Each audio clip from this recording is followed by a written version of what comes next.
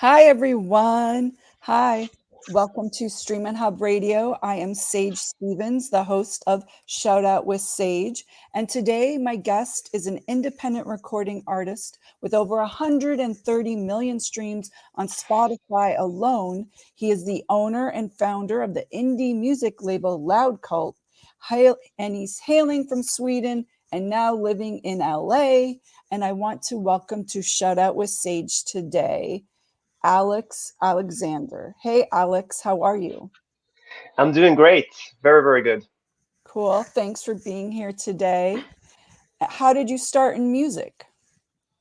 So I started playing guitar when I was 12 years old.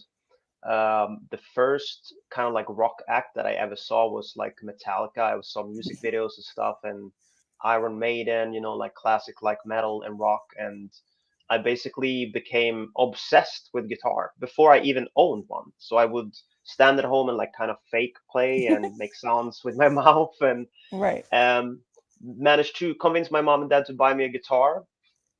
Unfortunately, they bought me a classical nylon guitar, which is Okay. not it's not very rock and roll. It's very classical. I'm very happy they did those. So I started playing classical guitar the first 2-3 years of my career, basically, and then went over to more metal and like shred, and then studied jazz and country, and yeah, that was the beginning of my career, basically. Why guitar? What was it that appealed to you?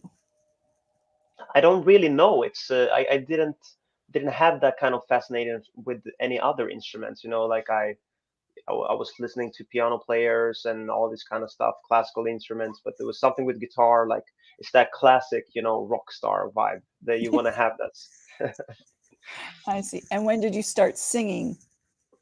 so I was pretty late coming into singing. I was so focused on guitar, didn't really have any interest in singing as a vocalist, basically. I thought it was kind of gimmicky. It's cooler to be the guitarist. But I had some teachers that kind of forced me to start singing, and they were like, "Yeah, well, you have a great like pitch and voice." It was not really until I went to Asia and toured when I was 19 that they forced me to do a song live, and I was like, "This is not going to work." And I did it, and after that, become more confident, and then focus more on the singing and technique and stuff. You mentioned touring. Where all did you tour and who did you tour with? So when I was 19, I just got out of school, and I think I spent maybe 6 months in Sweden. I realized that there's like three gigs in this country, uh, and there's a million incredible musicians. So I'm like, for me to compete with these three gigs, it's gonna be very tricky. So I was thinking it through, and I was like, okay, I have to figure this out for myself. And I went on Google and just search for every single gig I could find in the whole world. And I found a booking company that originally comes from Canada, Okay. and I did a live audition. This was like when YouTube was pretty new as well, in 2009. I did the audition. The guy was like, we love your vibe." Like he said to me, it's hilarious. He said, "Pack your bags, you're going to Nam." So I went to Ho Chi Minh City in Vietnam when I was 19. My mom was crying at the airport. She's like, "We're never gonna see him ever again." So the gig was basically, some gigs we played covers, some gigs we played at clubs with different artists. There was all kind of different artists that were big in Asia, and they were coming there to visit and stuff. When did you start writing? Like, so you played guitar, you sang, and then you started writing your own music? It took me a while as well. It was not until I left the gig. I was there for 2 years. I came home and I was like, what am I gonna do now? Like, it's just. I did a little fast like travel over to England. I was gonna play a tour there and stuff. It never really panned out. So the first kind of songs I got into writing is actually J-pop and K-pop for like the Asian market.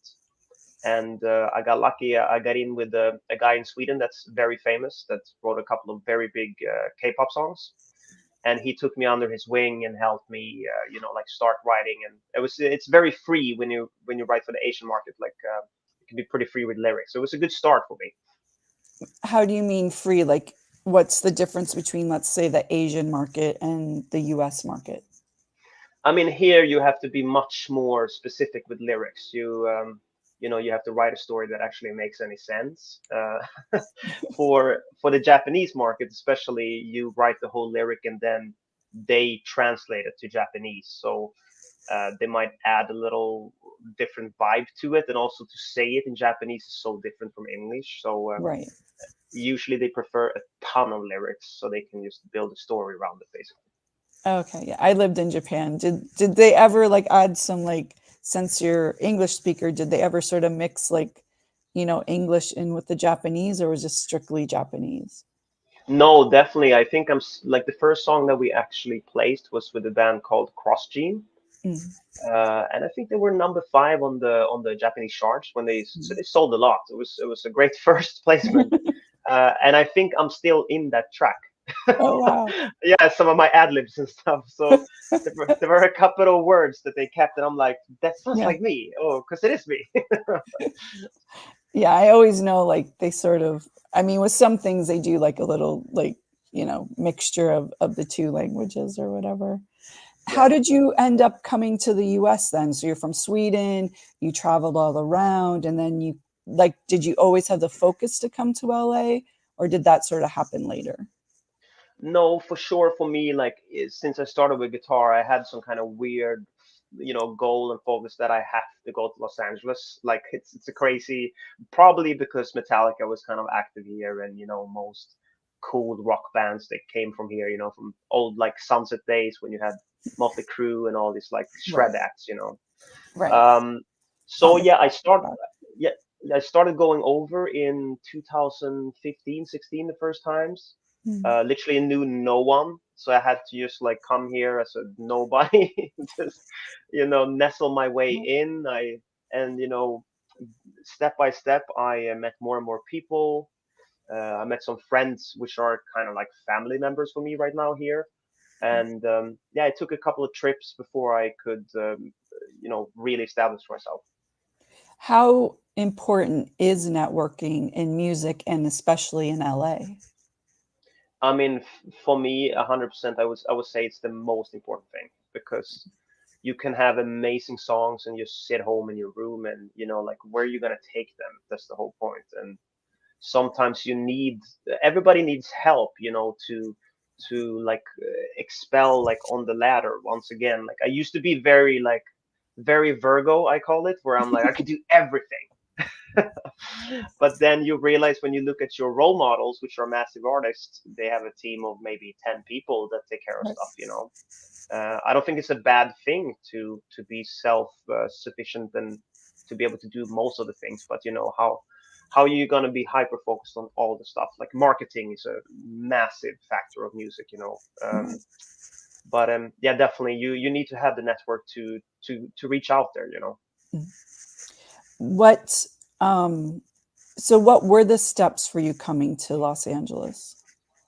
So I had to establish a visa first. Mm, When you're a foreigner, you can only stay as a tourist. First of all, right, it's a little bit of a pain in the ass, obviously, because right. you want to be able to be here and be available at all time.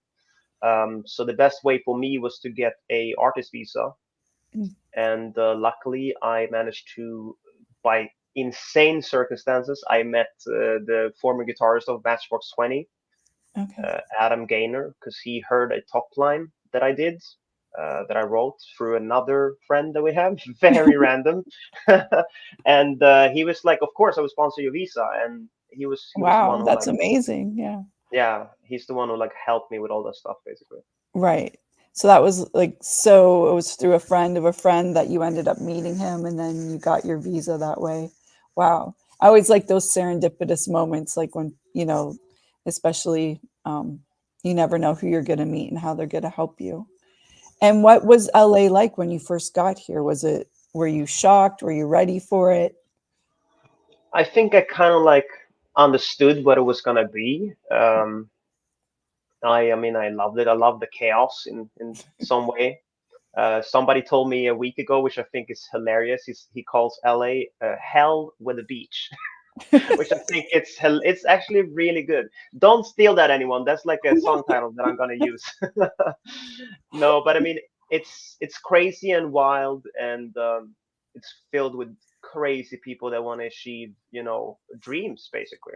Right. Yeah, everyone Uh, comes, most people come here with like a goal in mind. So definitely. right. And you now are the owner and founder of Loud Cult, which is a indie record label. So how did you get started with that? So me and my partner, we started it together in 2018. He's a DJ. His name is Lucas Estrada. So we had two free songs together. With first we had two independent songs, and then we had two free songs that did very well on a major label. Um, and I mean, the disappointment for us, like they did a great job, of course, but when you sign deals, like you don't keep that much. That's the issue. Right. We were You like, mean you mean you don't keep much of the money, right? yeah, or even like the rights of the master and stuff, Right. like this is things like you might sign away the song for life. Like that's the thing. So the deal that you set is going to be the deal from day one. So we were thinking we should be able to do this by ourselves, like, and keep everything. The first idea with the label was for us to release on it, obviously, and then start giving the opportunity to other artists, and also let them have the freedom, like you can do one song with us. If it works out, if you're satisfied, we will do more. If you're not, like, you're free to do whatever you want, keeping that open, artist friendly approach from the very beginning. And then our strategy was to build playlists on Spotify. We started with one playlist and then expanded, through the years. We got a massive leap when we won the biggest TikTok playlist in the world, which is still the biggest one. What's the name of On that one? So it's called TikTok Hits on Spotify, Okay. and it's curated to the hits of TikTok, the relevant hits. So that was a massive, like, leap forward for us. So we could use talent from TikTok and push them on the playlist while getting the organic traffic to the artist well, So it's a winning concept basically. What how many people do you have on your label? In terms of artists, you mean? Yes. Mhm. So right now, I think we're closing in on 3,000 songs in the catalog, which is Mm. an insane amount in only 4 or 5 years.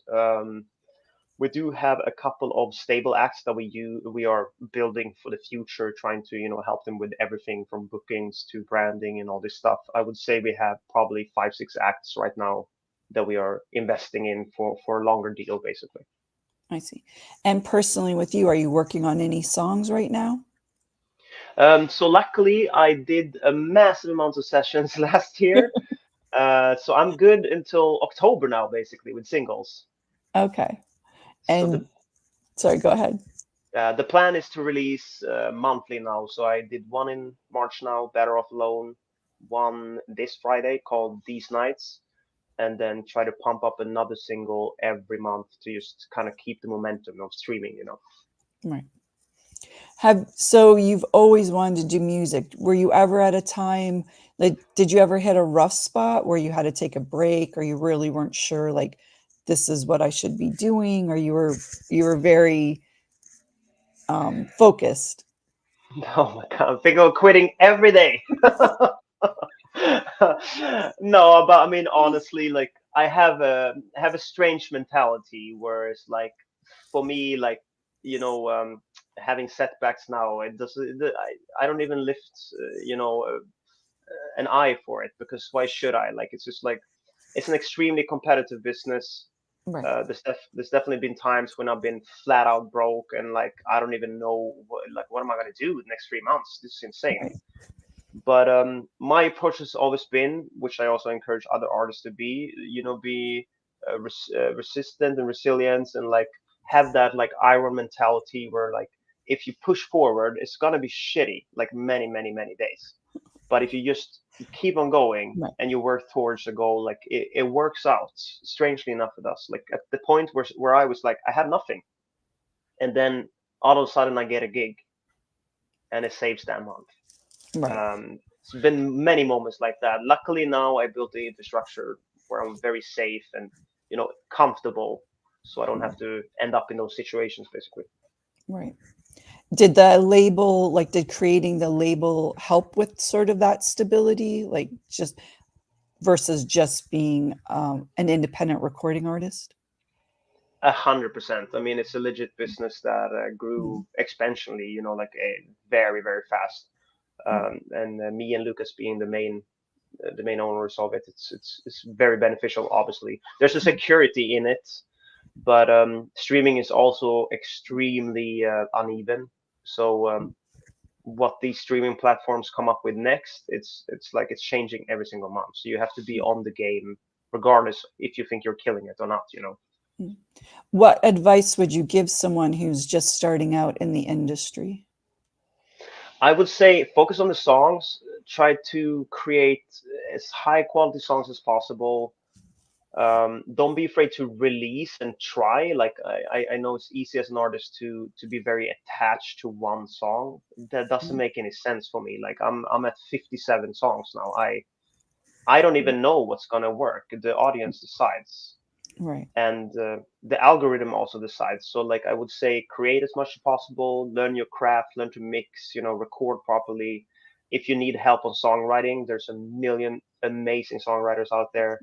So like do collabs with people that are better than you, because that way you can step up the ladder faster, you Right. know. Right. Yeah. It's always best, like, because I act and write and stuff.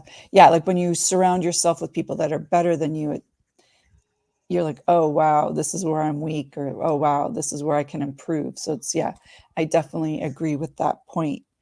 What about someone wanting to like make the big jump to LA? What would you say would be, your biggest advice that way?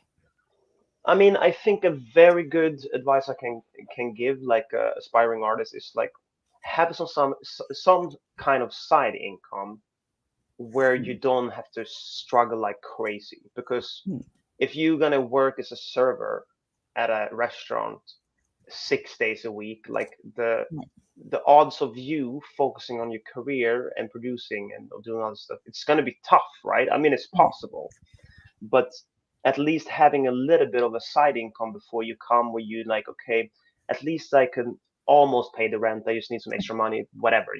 right, It's going to free up so much more time for you to create, which is the most important thing. right. What inspires you, like when you're writing a song or something? Where do you get your inspiration from? Well, if you listen to all of my recent songs, they're about breakups. uh, I'm falling into the Taylor Swift world. I don't know what's going on. So I guess relationships and Yeah, exactly. I mean, not all of them, but yeah, it's obviously I write with my producer. We use different songwriters in between, but yeah, right. it's a lot of personal relationship problems. A lot of breakups and heartbreak and and are you the one leaving or is the other person leaving? Or is it a It's mixture it's of both? it's a mixture of both, I think. So I can't really blame anyone in the song either. So what do you believe are the steps to a successful career in music? I think right now, you have to be a hybrid artist, I call it. Mm, Be good at what you do. Obviously, playing and singing, it's a big part. Being able to produce your own songs, amazing. You cut 90% of the costs right there, and then partner up with people where you need it. And then also studying the music industry, because regardless if you like it or not, you're gonna be in a situation where you wish you knew certain things, which could also save you massive amounts of money instead of hiring a lawyer for a certain thing where it's pretty easily understandable if you would just study it a little bit. like what specific things do you mean in I that would. regard? It's just like having a basic knowledge of contracts and stuff like that, what Mm, certain things mean, because they can be written in a pretty tricky way. mm. And then also business wise, understanding how to approach different deals, like how should you push the song, who should you partner with for certain things, and just a broad understanding of the music industry, I think is good to have. And as far as like, a lot of people when they're starting out, maybe they're not exactly making money or they might not be making as much money as they want. What are your views on that? I mean, that's every single artist, right? Unless you're a lucky one, and if you're a rich mom and dad, it's a different starting point. If they can fund your project, which is not wrong. Also, that's a good starting point. I think once again, trying to figure out side incomes that could serve your career in the very starting years, where you also don't have to struggle like crazy and work long hours at a job that you hate. Like that's gonna Right, kill your passion. right. It's hard to be creative when you're tired from working a job you don't like. Yeah, Exactly. exactly. Standing at a factory and then you're like, oh, I'm gonna go home and write hits. Right. Exactly. Exactly. Where do you see yourself in, let's say, 5 years or so? So the goal is to expand the label obviously to infinity. Like we want to go as crazy as we can. For me myself, I'm planning to definitely upgrade my brand and reach more and more and more people with the music, establish myself more here in the United States as a brand and artist. And then continue pushing out songs because the market right now is very song friendly, where you can release a lot and people don't get annoyed. So yeah, having a 5 to 10 times bigger career and growing there, step by step. Cool. Were there any people that really helped you along the way that you'd love to give a shout out to? Like anyone that you already mentioned, the Adam who helped you with your visa. Is there anyone else? Oh, I mean, there's just tons of friends and stuff that have been Yeah. there through the story, of course. Like, I mean, my family, I would say, is biggest contributors to everything. Like, I'm blessed with having a family that believes in the career, and they helped when it was needed. So Right. that's like it's a big. I owe them hundreds of millions of dollars. Yes, I was good. So your family, they weren't like, "Oh, you shouldn't pursue this." They were always very supportive of you in your music career. Yeah, luckily I have a crazy family. My bigger brother is a circus clown, so Okay, and yes. and my biggest sister is a singer. So when I was like, I'm gonna play guitar, they were like, yeah, just go for it. Wow, a circus clown. That's yeah, very, very different. So where can we find you on social media? Where can we find your music and where can we find about your record label? So if you search for Alex Alexander everywhere, you will basically find me. It's the same username everywhere. You might need to do Alex Alexander live. You will find me literally everywhere.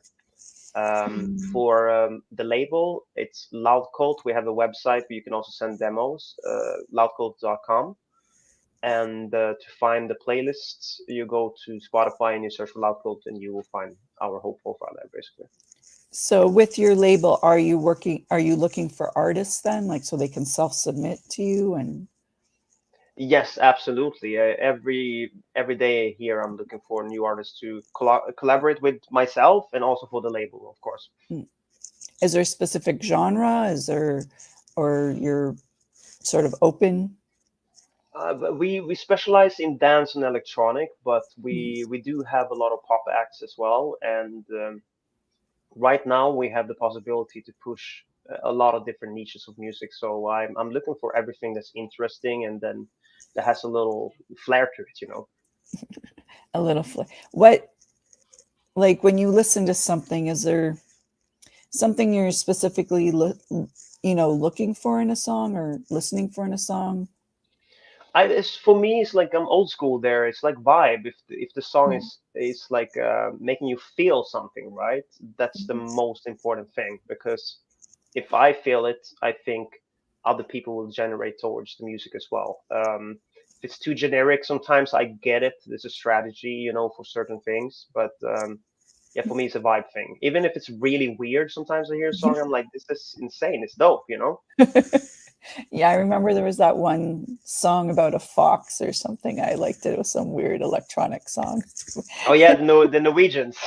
Yeah, that song, but I liked it. It was like some song and about a fox or something. I What remember. did the fox say? Ding ding Yeah, ding yeah, ding. that song. That was good though. The music video was like, I mean, they sold that like crazy. Yeah, yeah, yeah.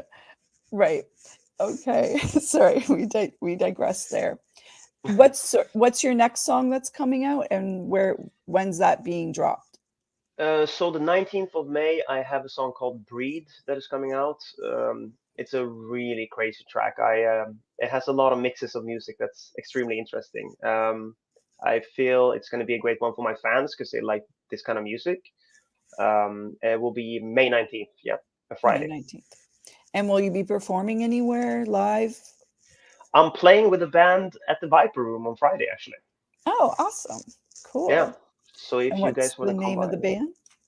the name of the band is Trashed.